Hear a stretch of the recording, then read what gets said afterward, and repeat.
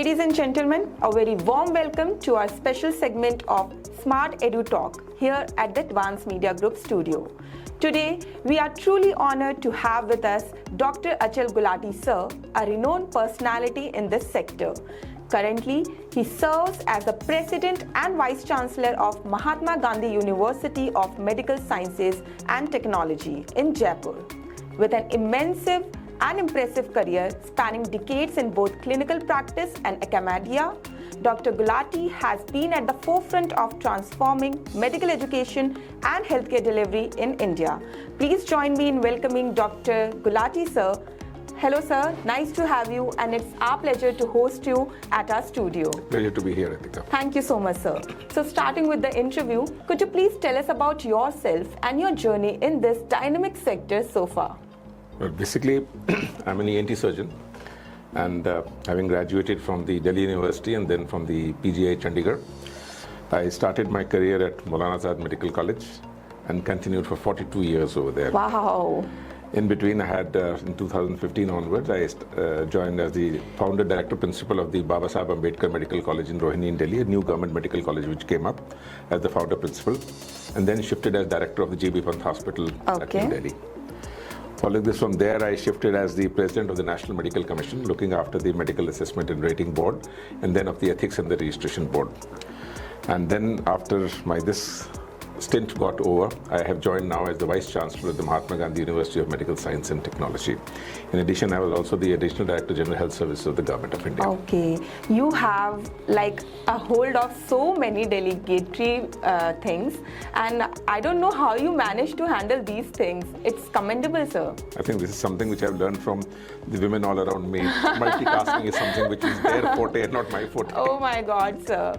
So, sir, my next question is that we are in a technological era and a lot of things are going on. So how do you think that in medical education we can integrate the AI in such a way that it will enhance the medical education for the future? See, Ritika, we've actually, if I look at myself, we've gone from the age of the rural India when it was do duni char, char duni aar, graduating onto the texts and the practicals to today's digital age. Yes. And this age is something which has been a transforming age for all of us. Somebody who has been a computer illiterate has become a computer literate. Yes. The children at our time just had the textbooks and the library to refer to, and today I think the textbooks and the libraries are least referred to because the internet provides now everything. We are having virtual labs also. Virtual labs, everything. And the issue is, we learnt English, Hindi, mathematics as a language. They are learning a new language, the digital language. Yes. And that is what probably differentiates us from them. Times have become very dynamic. So along with that, the methodologies of teaching, learning, training, all of that has changed, probably because of the digital technology. Yes. You know, life is nothing, it's a dynamic change. Yeah. There is nothing constant in the universe except change. Yes. And change has to be brought out. And we've been fortunate enough to see the change in the era. Earlier, I look at it this way. When I was doing my MS in 1983-84, recent advances in medicine was paper 4. Today, what I learned at that time in recent advances is history of medicine. Exactly. 40 years later. But probably for the current generation, the current recent advances in the next 5 years is going to be history, and it is going to be logarithmically reduced over a period of time. Yeah. So all these changes have brought about a drastic change in our medical education system, right from the teaching processes to learning processes to clinical training processes to practicals, evaluation processes. So all that things have been brought about in a change over a period of time. Yes. So, sir, how do you see the changes which is taking place will build a great future in medical science? See, India had the advantage and disadvantage. Let me look at it both. Pros of and population. Of population, we have a disadvantage because we are the leading population country in the world. But having said that, the amount of clinical material that is there in our country is just no joke. I don't think any country in the world has that much of clinical material than us to learn upon. And that is probably what differentiates our medical doctors from the doctors rest of the world. You know, you'll be surprised to know that almost 35 or 36% of the healthcare professionals in the Western world, in the US, is provided by the Indian subcontinent. When I say Indian subcontinent, I mean India, Sri Lanka, Bangladesh, Yes, Nepal, all the Asia, all these South Indian subcontinent Okay, countries. only. And in the Christmas time, majority of them is provided by the Indian subcontinent. So that is because the quality of education has been good over here, the clinical exposure has been good over there.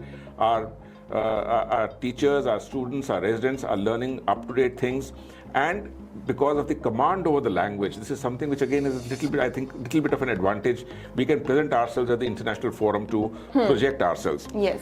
And then having said that, our affordability has increased. Our government has done a lot of progress in this manner by providing a lot of infrastructure that our doctors can go abroad for training. Not only go abroad, if I cannot afford it, I have all the internet at my disposal. Yes. So rather than go to that country, I get that country to me over here to learn. And all these things make a lot of difference in the training.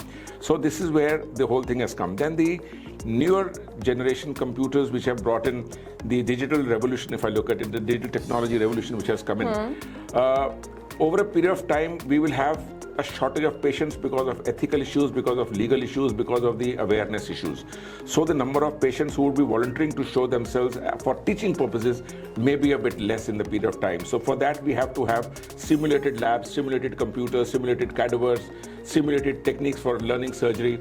And that is where India is again progressing, because our import technologies, our government policies are such that we are going to encourage all these things over a period of time. So that adds the fine touch to our training, which gives, and basically we Indians are fast to learn very fast. We are very fast to learn, and we are very keen to be. Yeah, absolutely. As you talk about the ethical things, sir, my next question is on ethical only.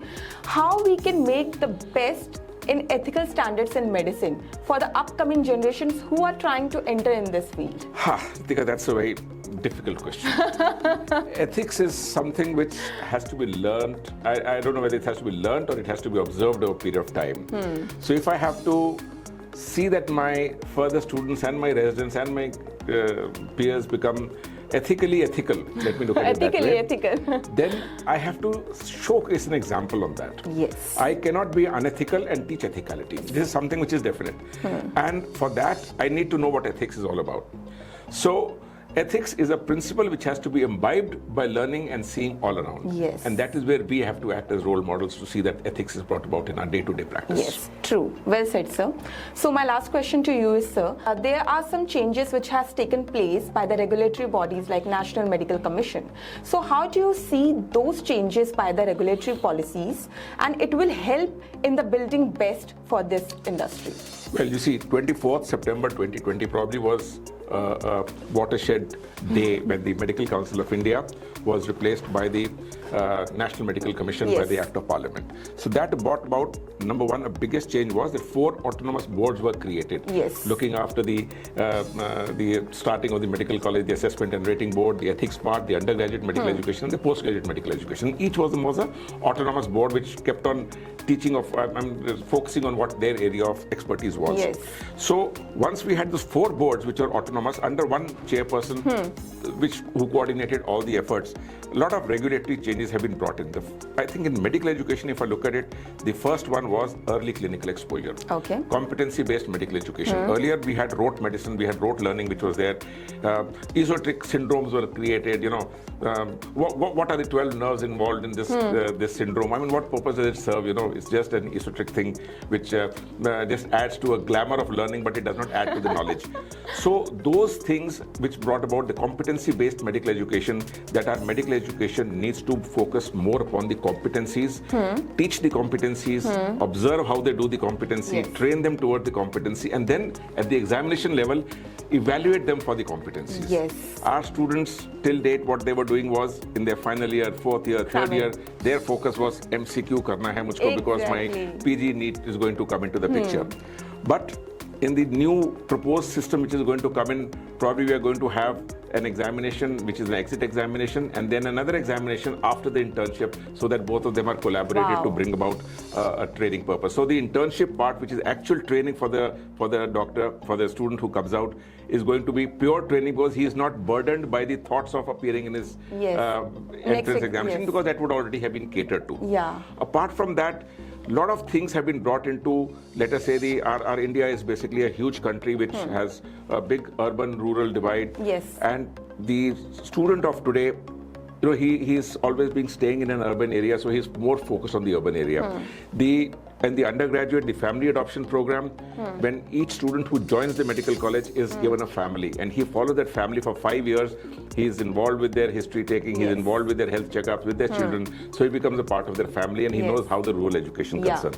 Same thing in the postgraduate medical education. The district residency program has been brought about, where in the third, fourth, fifth semester, the resident is posted to the rural area for 3 months.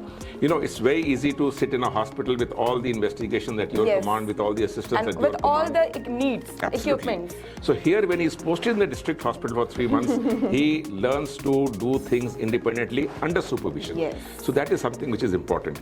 Early clinical exposure, earlier we had 3 compartmentalized things: preclinical, paraclinical, clinical. But today, right from day 1, a student is introduced for his early clinical exposure. That means he starts going and seeing the patients from day 1. So his knowledge of anatomy, physiology, biochemistry, path, microforensic, pharma, community medicine, everything is brought about and is integrated into his knowledge as he is learning his clinical aspect. So that early clinical exposure is also there.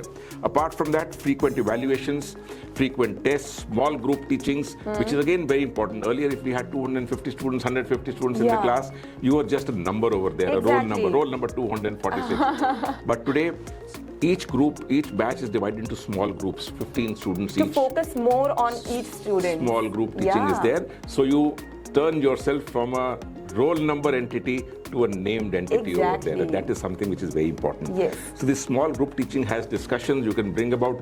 There are a lot of questions which I was always scared to ask, because I thought I'll probably look stupid if I asked them. But in small group teaching, because it's a small family sort of a informal discussion, you also can ask any type of questions which can go across. Then apart from that, the National Medical Commission has also made certain things mandatory to have, certain things good to have. Now, you see, I have only teachers, but then there are a lot of people in the corporate sector who are good clinicians. They may not be professor or associate professor, but they know their subject very well. So the concept about adjunct faculty or visiting faculty has been brought in, that at least 20% of my faculty who is there in the corporate sector, who is there in the private sector, can be brought into a medical college to teach the students. So my area widens out over there. Apart from that, I have, let us say, to teach anatomy, I had cadavers. But today I am bringing in the anatomy. It's a full computerized system where I can, by virtue of my hand, I can remove the layers of that and show the student what is there. I have so many simulated surgical procedures which help me in my other procedures. Today, robotic surgery is the in thing. I mean, with the robot, I can sit in one corner or another city and divert the robot over there. So that also is the technological bite which has been brought about.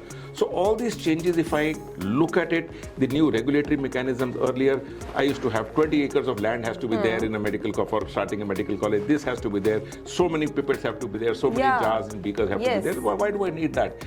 As long as I'm fulfilling the municipal requirements, as long as I'm feeling that this is my covered area which is there, I need to have this much of area for each thing, it's perfectly fine. There should be no wastage of space. I have a huge hall, examination hall, which is probably used 3 or 4 or 5 times in a year. So we have multi-purpose halls, large teaching halls. Each one of these spaces in the college, in the hospital, should be utilized for certain purposes, for teaching purposes. So that also brings about a change.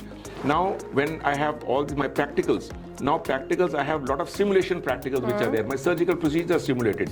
Airline pilots are trained on simulators, and only then they go over in the actual aircraft.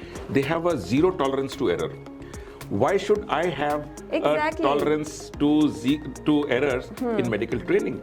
I should be trained on a simulator, I should be trained on a cadaver, I should be trained on specimen, and then I should be able to... So that we also have the great command on the same thing. Absolutely. Because complications should be a rarity. It should be an exception and not the rule. And that is where my teaching comes into the picture.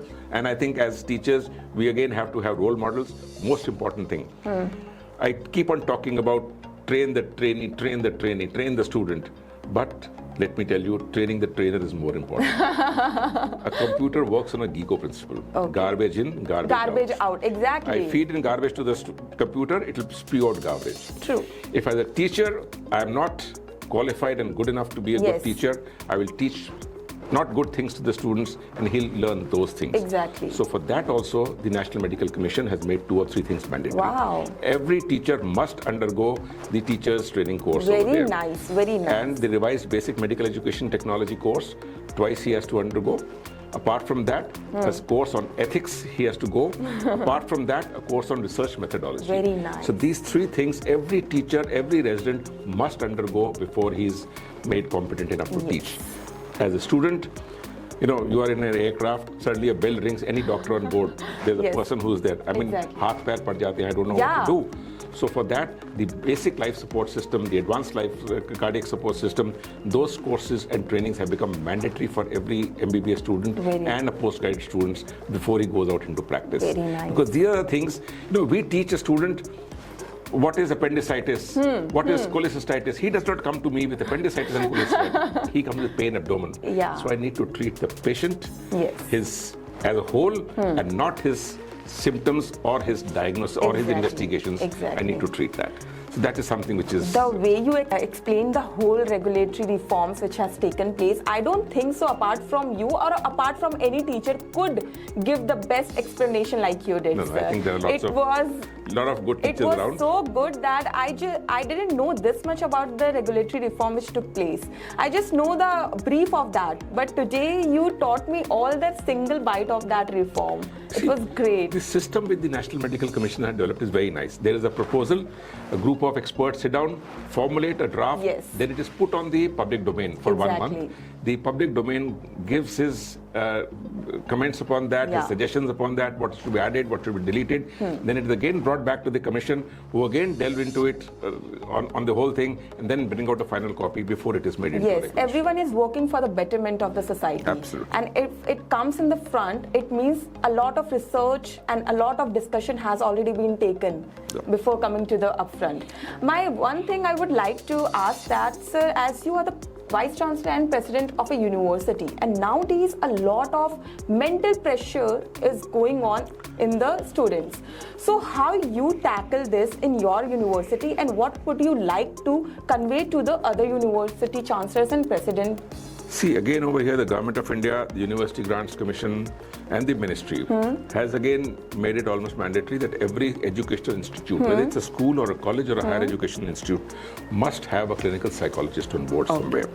Because this is something which is very important. The peer pressures which are there, our education training, our educational pressures, examination pressures, entrance exam pressures, domestic, a child, ultimately, he's just an 18-year-old when he passes his school and then goes into a college. Suddenly, the other day we had a meeting, and I'm doing parent-teacher meetings in a university where I call all the parents of the students and talk to them. I asked a very simple question.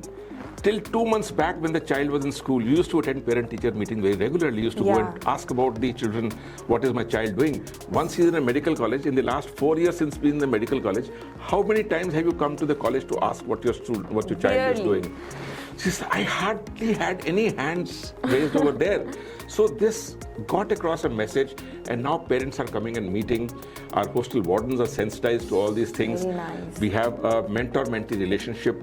A group of 7 students is allotted one teacher who keeps on communicating with them, keep on talking with them, trying to get out what is unke dil mein kya baat hai. Exactly. Or एक बड़ी अच्छी cardiologist की saying है, काश तुमने अपनी दिल की बातें किसी और से शेयर की होती, दिल खोला होता, तो तुम्हें मेरे को नहीं चाहिए होता कि मैं तुम्हारा दिल खोल करके ऑपरेट करूं. So we need to share the things, who the student is staying with in the hostel, the room partners.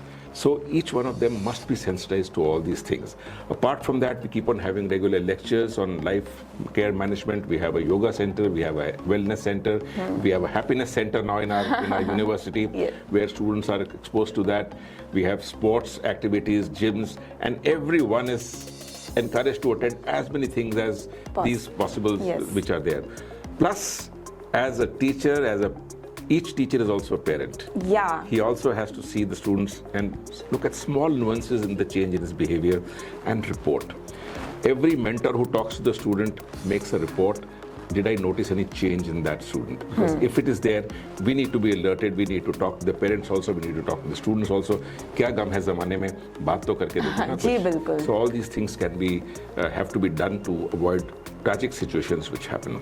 Apart from that, the parents also play a very strong role.